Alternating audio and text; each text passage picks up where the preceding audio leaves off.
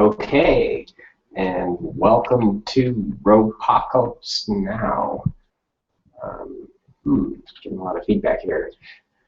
I'm going to have to fix that when I get into my presentation. But okay, so I've been on a couple of different interviews recently, and I find myself going over the whole basics of hermetics over and over again. And I'd rather be able to just kind of record it now and point to it in the future. I understand that most people, when they're going to tune into something online, they've got limited time. They don't really want to spend 2 hours listening to me blather on about everything about every detail of hermetics ever.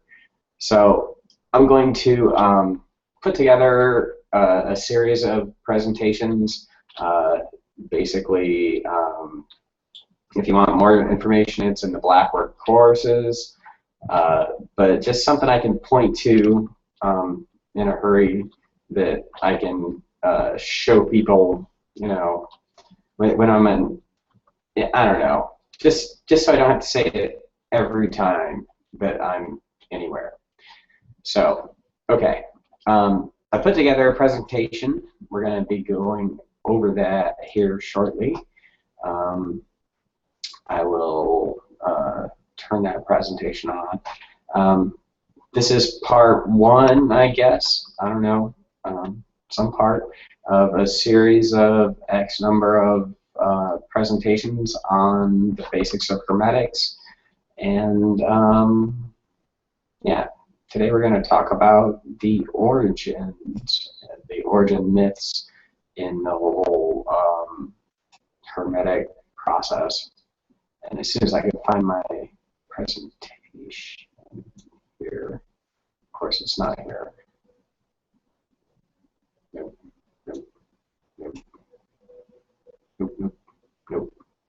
Okay then, nothing's ever easy as that. All right, this.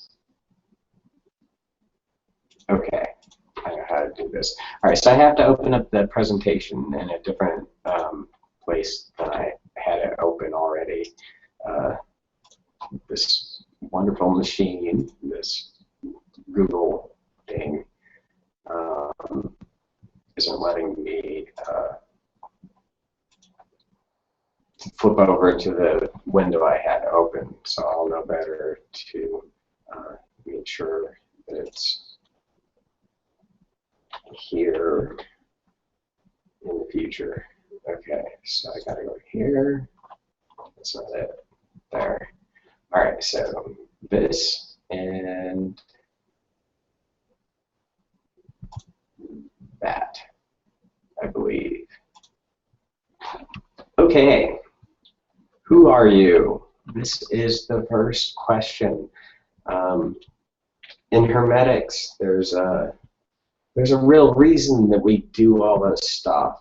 You know, the main point of hermetics overall, I've heard it described by some as being reuniting with a divine source from which we've all come. I don't personally think that's the end of it. I think that's a part of it, but I don't know.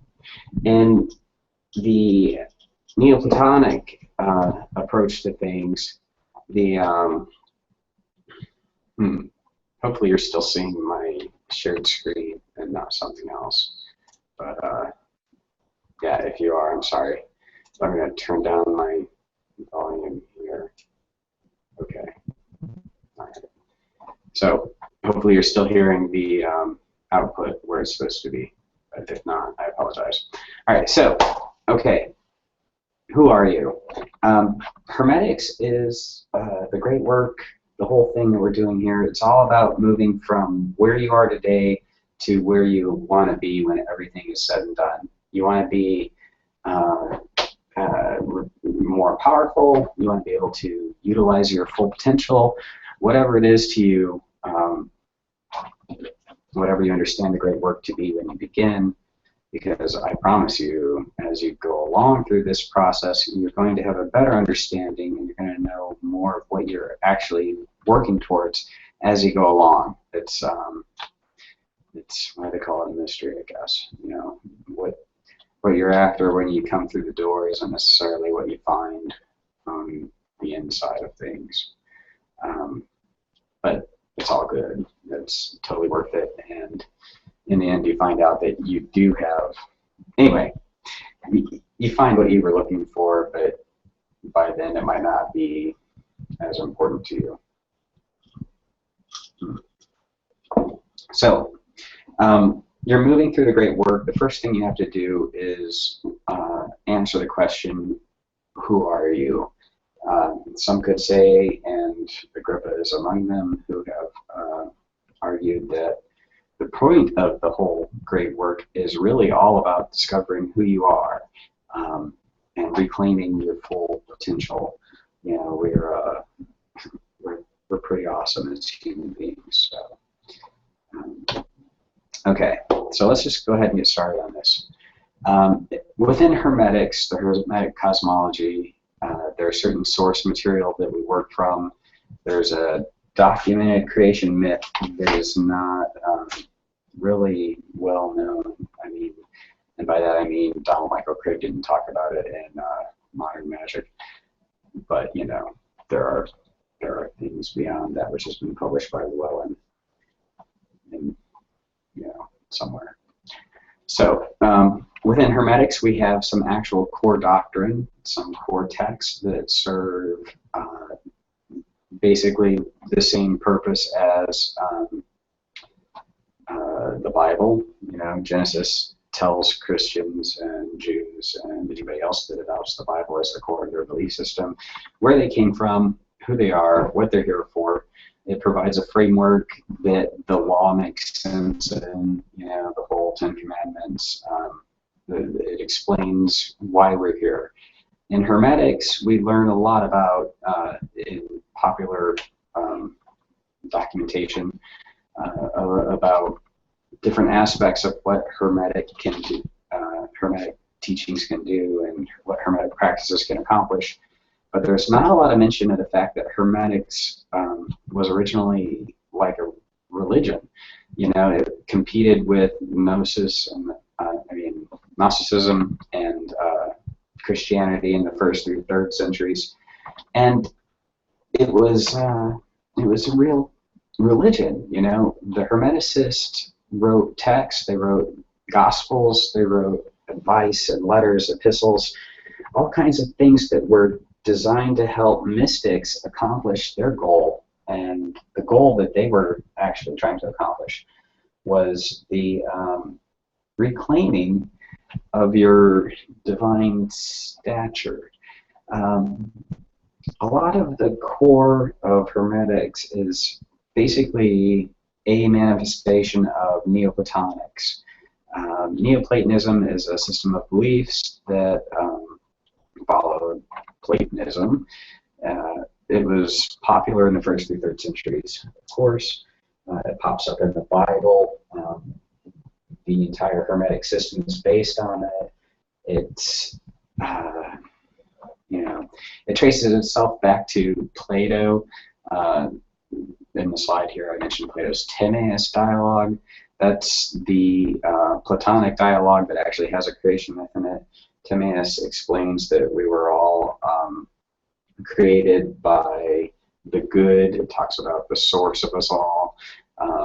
It explains that basically this entity woke up and became aware of itself in the chaos of pre-manifest existence.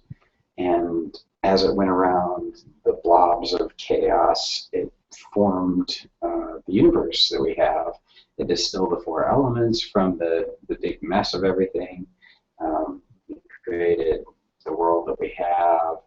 And in Timaeus, it basically explains the creation of the universe from essences of the elements and the imposition of order on chaos. It goes on to talk about how human beings were created.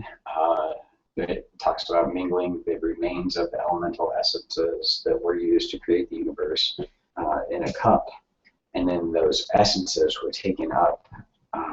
They became souls, and the souls of every human being were created at the same time.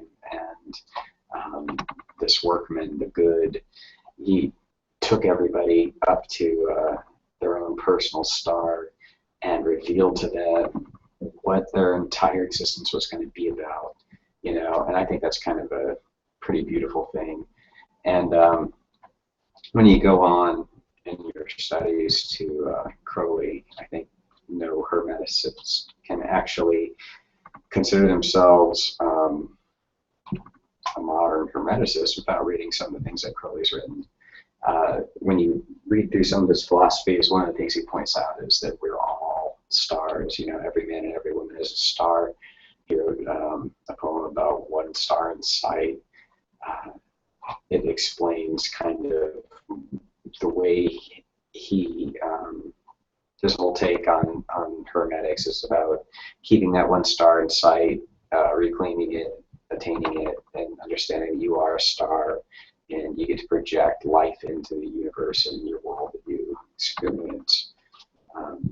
That's sort of this whole thing. But one star in sight, it goes back to Plato's Timaeus. You know, Crowley, he liked to, he believed, well, I don't know if he believed it or not, but he pretended like he believed that he actually was creating all this stuff from scratch. But you find shadows of it, foreshadowing, I'm being nice, in the past. So 600 years later, the Corpus Hermeticum was written. It provided a lot more detail to beef up the whole Neoplatonic creation myth. It was basically the prequel to Timaeus. It explained what was going on before the imposition of order onto the chaos. It's much more highly detailed and provides a new creation story for mankind. So in the Corpus Hermeticum and the Divine Pymander, it explains that God was infinite light and was just infinite and infinitely infinite in all of its infiniteness. Not infinite, not and stuff. And it went through talking about how one day God was like, I'm going to make a contraction of myself away from some parts of myself. So I can't even imagine. I mean, I can picture it in my mind, but I can't imagine what that would be like and how it translated to this whole human experience that we have. But basically, God removed himself from a portion of himself, creating the world of the elements. And when he did that, you know, all of a sudden there was this one thing that was separate from itself. You know, it was an emanation of itself still. It was still Godness, but it was just the parts of God that were the elemental kingdom, and it's described as a smoking, steaming mass within the infinite light of God. And God then spoke a word, right? And his word, of course, became an intelligence because it was the Logos, you know, in Christianity that becomes the Christ. Jesus was the Word of God. And in Hermetics, that holy Word of God was self-aware, but still an extension of God. So it's kind of like our words aren't really separate from us. You know, they don't exist without us. They couldn't. We're the creation of them, but they carry on in existence even after we speak them. You know, I'm talking to you now. You're hearing it. You're gonna respond to it maybe or whatever, but it's gonna be on YouTube. You know, if I'm lucky, a couple hundred people will watch it, and you know, my words will continue on to in affecting things.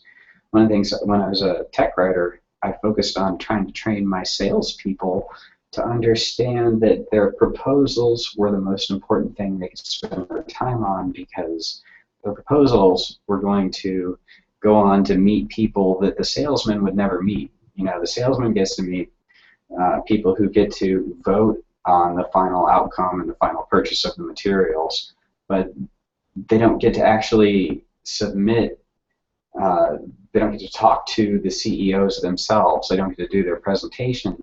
They have to go through these intermediaries, and the only thing that's going to stand up and explain what they're trying to do with their sales pitch is this presentation or this document, you know, their words. That's all that goes on when you're in that kind of situation. So yeah, you know, the Word of God, the Logos, is it's important, you know.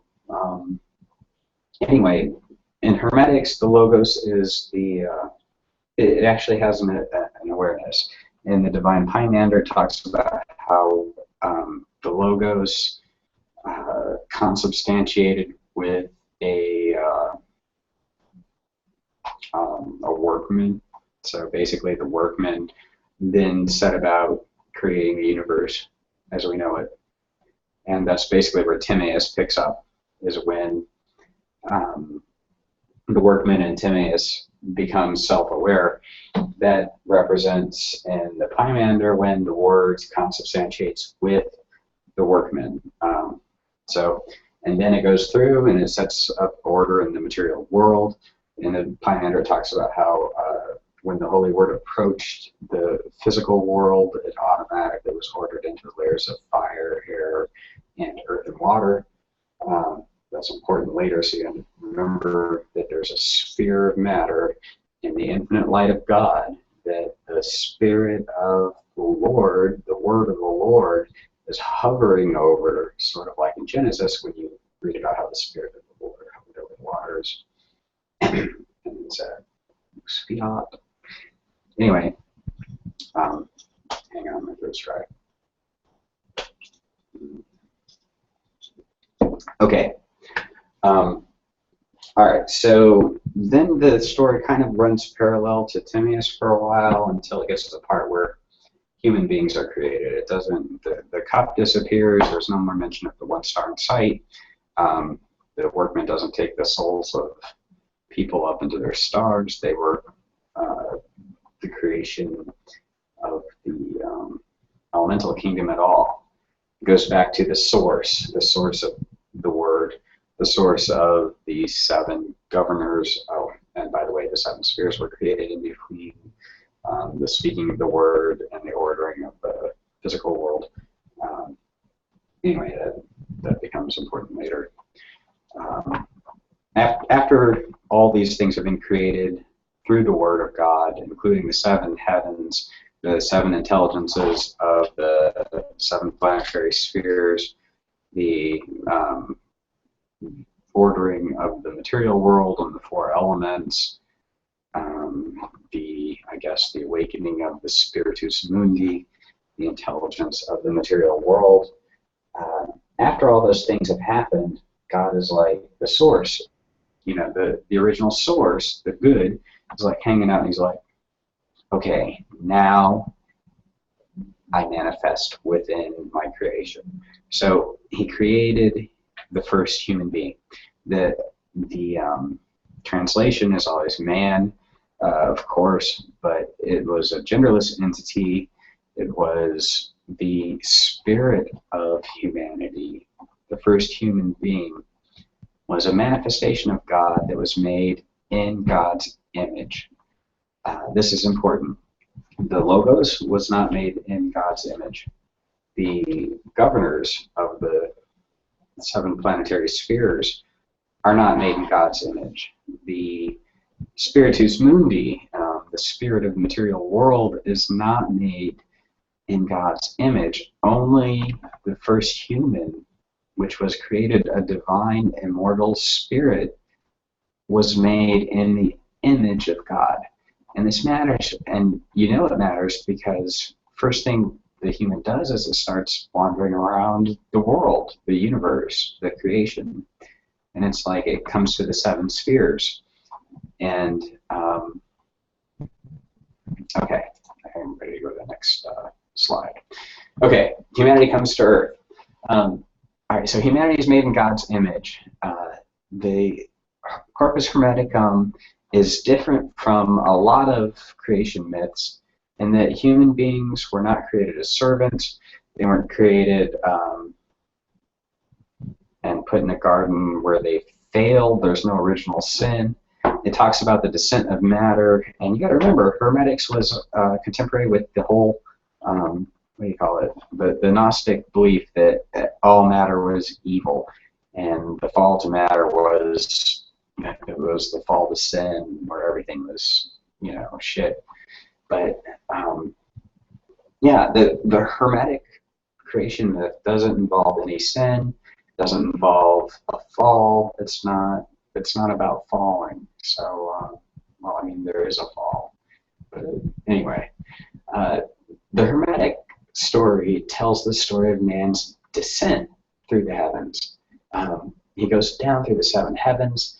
Each of the governors, the archangels or intelligences of the spheres, looked at him, saw the first human, saw that it was the image of God, and fell in love with them, right? So, I mean, it's all about love. When they saw this image of God, they wanted to participate with it. And the first thing they did was show him everything that they knew. So, I mean, it's like getting a new little brother who is like super cool, and you're a mechanic, and you know that this little brother of yours is really smarter and stronger and different than you, and looks a lot more like the source, your dad, you know, than you do, and you really love him because of it. And it's not, you're not jealous. There's no rivalry, because you know that you are the mechanic of the family, and you're like, hey, dude, come over here. Let me show you everything I know about being a mechanic. That's basically what happened in every sphere. You know, in Saturn, the governors of Saturn taught the human everything they knew about Saturn forces and the manifestation thereof. And it went down through all seven spheres. So each of the powers of the universe that are the batteries, the manifestation sources of the things that happen in this material world that we experience, each of them gave the first human a portion of their powers. They taught him everything he needed to know to be able to fully actualize his potential as a creator god. And then, you know, as he went down, the human was like, this is awesome. I'm loving this. This is great. Everything is beautiful. Creation is just, it just rocks. He's digging it every step of the way, right?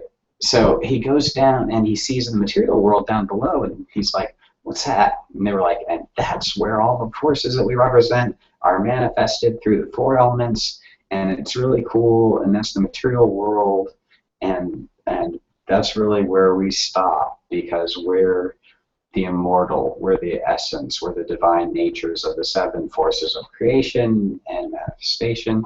But really, you know, we're on this side of the veil.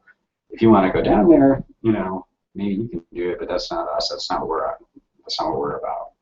So man is like, okay, and he like pokes his head through the sphere of fire, and when he does, he looks down and he sees the earth, this beautiful blue jewel sparkling in the universe. You know, he parted the veil to see what was going on down below, and what does he see? You know, I mean, you can see through air, right? I mean, unless there's clouds and shit. But, you know, he sees through the air to the water that's over the earth. And what do we see when we look in the water? We see a reflection of ourselves. Now, you got to remember, man was made in God's image. So when he saw himself in the water, what was it? What did he see? that was being reflected back to him, it wasn't anything less than the image of God. And that human being fell in love with that image because he recognized it as, you know, the divine. Meanwhile, the earth is looking up, you know, the spirit of the earth, the intelligence of the material world, the spiritus mundi, who we know as Sophia. She looks up and she's like, she sees this image poking through her fiery sphere, and she's like, oh my God, that's God. That's the image of God. And she falls in love, right? And so she takes her elements and the earth and the water and the fire and the air, and she builds a statue, a form in the material world that is the image of the human that she sees. So basically, she creates the body of human, and you know, the human being looks down, sees that statue, which is its own image, which is the image of God, falls in love with it, and bam, decides, I'm going to be a part of that. So he goes down, the immortal spirit enters the mortal statue and breathes life into it. And that's what we are. Okay, we are mortal and immortal. We're the immortal spirit within a mortal body. All of us is the image of God. The main thing I want you to take away from this story is that it was not a fall. It was, you know, sauntering vaguely downward. I don't know. Having fun. You know, it was all about love. Everything that we learn about in Pymander is that we are immortal, we are also mortal, and we are united for love's sake, you know, and that's beautiful, you know, that's basically, that's the approach of hermetics. It's, today we know that as the crown creation story, the crown creation approach. Oh, wait a minute. Hang on.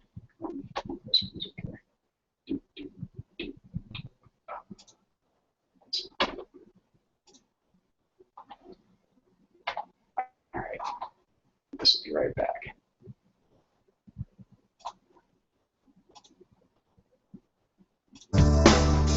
I wanna be alive. Yeah. Everybody wanna pass as cats. We all wanna be big, big stars. Yeah, but we got different reasons for that. Believe in me. Okay, so I'll have to look at that. All right. So we all want to be big, big stars, but we don't know why and we don't know how. But when everybody loves me, I'm going to be just about as happy as I can be.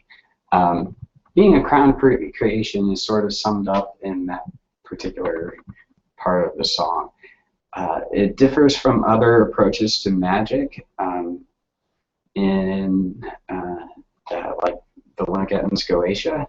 It talks about how you can conjure up the spirits and they will obey you and do what you say because you have invoked the right names of God. You invoke the God form. It's like in the exorcism, or in the Exorcist anyway. I don't know if they actually do this in real exorcisms, but in the Exorcist, they're all, it is not I, but Christ compels you to come out of the whatever. You know, it's not that human beings themselves are fully empowered to conjure demons and they have to obey them.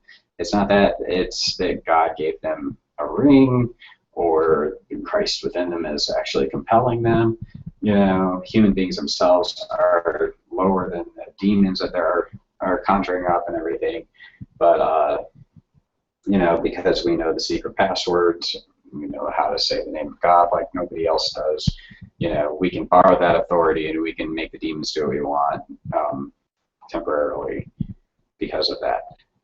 That's the borrowed authority approach. There's also pact-based magics, you know, like in the deal, man. Yeah, Jake Stratton Kent talks a lot about that in the True Grimoire. He talks about how with Skirlin, you know, your magical power and authority as a magician comes from your pact, your contract that you have with Skirlin. That's one approach to it, you know. When the demons are like, "Oh, well, I should listen to you," you're like, wave your little contract. See, I've got it. I've got the deal. I signed the contract. You have to obey me. Here's my drops of blood. And then even in the Holy Guardian Angel approach from Obermelin, one of the first things you're supposed to do is have your angel sign a silver leaf book and put its seal in it, and that becomes your pact, your contract with this Holy Guardian Angel, and that's what makes you holy enough. Well, that's what grants you the. You can do the rest of the demon magic that is the Obermelin, right? Because you've got that that contract. You know, there's the contract is still there. And Jake actually makes this really good argument that it's the golden fleece that the Argonauts are after. That's sort of tied into this whole pact thing. But anyway, that's not hermetics. That's not what we believe. Okay. In the crown creation thing, it has nothing to do with what you've done. It has nothing to do with an agreement. It has nothing to do with Dad said you have to do what I say. You know, it's not, I represent an army with all these guns who will kill you if you don't do what I want. It's not about that. It's entirely about your privilege. We are royalty in the Hermetic system. We are loved by everyone. The 7 governors loved us so much they gave us their powers we get to create because of that. All of their legions of spirits in the material world or the celestial world, they all work with us because they love us, because we're the image of God, we're awesome, we're good-looking dudes, and all they want to have in life is our smile and our thanks, because they just love us so much. All right, so it's totally about privilege in this particular belief system. It's a great place for people who are megalomaniacs like myself. Everybody loves you because you're awesome, and things are going to go your way because you deserve it, you beautiful image of God, you. You know, I mean, you can't really ask for anything better than that as a core religious philosophy for accomplishing what you want. So, what does it mean? Deus est homo, that is, thou art God. Kith and kin, you're the image of that which creates everything we experience. It's a metaphor for the works, all of it. You're God. You know, it's you. You create your world the same way God does by speaking it into being. This is kind of a high-level overview of the whole system, but it gets all the main points across. I go into a lot more detail into it in the Blackboard course. You know, that's available at www.rufusopus.com. Again, that was www.rufusopus.com. And I am Rufus Opus. I might be a megalomaniac, but whatever. But you can't guess my email address. It's rufusopus@rufusopus.com. Yeah, I winked while I said that. All right. Anyway, getting back to this, how does it all work? You know you're God. You know that you're the manifestation of God. You're made in the image of God. But, okay, so great. Everybody's going to love me. What do I do now? I'm going to put that into another presentation because this is, if I went on to it now, that's how I end up talking for like 2 hours. So you're going to have to see the next installment where I go over the Emerald Road, in which we will talk about stuff like ascending through the spheres, remembering how to create the world, getting tips and tricks from real pros, and returning to the earth empowered to create what we want. So now back to me. Where did I put that? I think that's here. All right.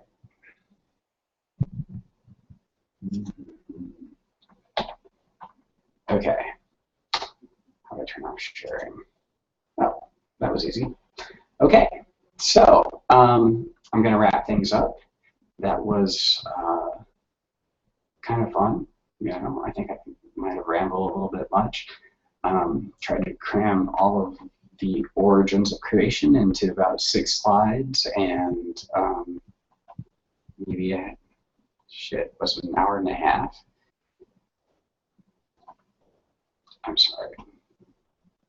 Anyway, this will be available on YouTube shortly, and I'll post a link on my Facebook stuff if you're interested in learning more about this. I do go into a lot more detail in the courses that I offer. All right, wrapping things up.